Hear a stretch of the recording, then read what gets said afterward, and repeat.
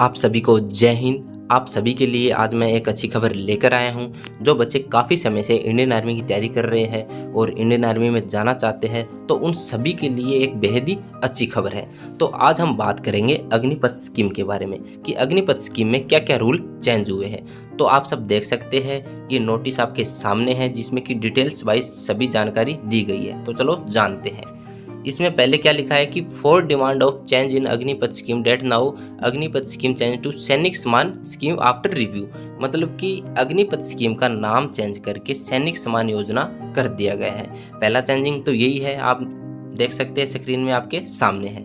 फिर है 25% permanent to 60% permanent. मतलब कि पहले 25% बच्चों को परमानेंट किया जाता था इस स्कीम में, लेकिन अब 60% बच्चों को परमानेंट किया जाएगा।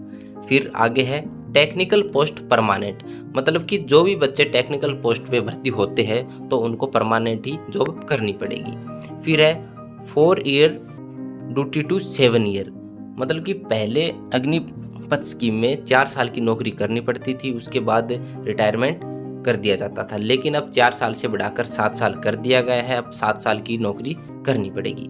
फिर है आफ्टर डेथ फैमिली पेंशन। मतलब कि अगर कोई भी जवान ड्यूटी के समय शहीद हो जाता है तो उनके परिवार को पेंशन की सुविधा भी दी जाएगी। फिर है आगे ट्रेनिंग पीरियड 24 टू 42 वीक।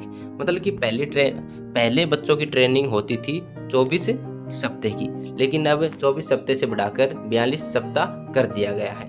फिर है सैलरी इंक्रीज और पोस्ट इंक्रीज। मतलब कि अब आपको सैलरी भी ज़्यादा मिलेगी और पोस्ट भी बढ़ा दी जाएगी। मतलब कि जो अभी भर्ती होगी आगे तो उसमें आपको पोस्ट भी ज़्यादा देखने को मिलेगी। फिर है 45 डे हॉलीडे। मतलब कि पहले बच्चों को एक साल में 30 दिन की ही छुट्टी दी जाती थी, लेकिन अब 30 दिन से बढ़ाकर 45 दिन कर दिया गया है। आप सब देख सकते हैं, आपके सामने ही है। फिर है Agnipath scheme change to Sainik Samman scheme. ये मैंने आपको पहले ही बता दिया था। मतलब कि अग्निपथ स्कीम का नाम चेंज करके सैनिक सम्मान योजना कर दिया गया है। फिर है आगे टोटल पैकेज 41। मतलब कि 41 लाख। मतलब कि पहले बच्चों को मेरे ख्याल से 22 लाख का पैकेज मिलता था, लेकिन अब 22 लाख से 41 लाख कर दिया गया है, जो कि आपके सामने है। फिर है after 7 year guaranteed job provide. इसका मतलब ये है कि जब भी आप सेना में नौकरी करके रिटायरमेंट आओगे तो आपके लिए जॉब की सुविधा भी मिलेगी। फिर है ऑल सेंट्रल वैकेंसी 15% रिलेशन। मतलब कि जो भी केंद्र की भर्ती आएगी उसमें आपको 15% रिलेशन की सुविधा मिलेगी। ये एक बहुत ही अच्छी खबर है। फिर आगे बढ़ते हैं, आगे क्या दे रखा है in case of death shoulder. मतलब कि इसका मतलब ये है कि पहले अग्निवीर को शहीद का दर्जा नहीं दिया जाता था, लेकिन अब इस रूल में जो नया रूल आया है उसमें अग्निवीर को शहीद का दर्जा भी दिया जाएगा। तो ये एक बेहद ही अच्छी खबर है।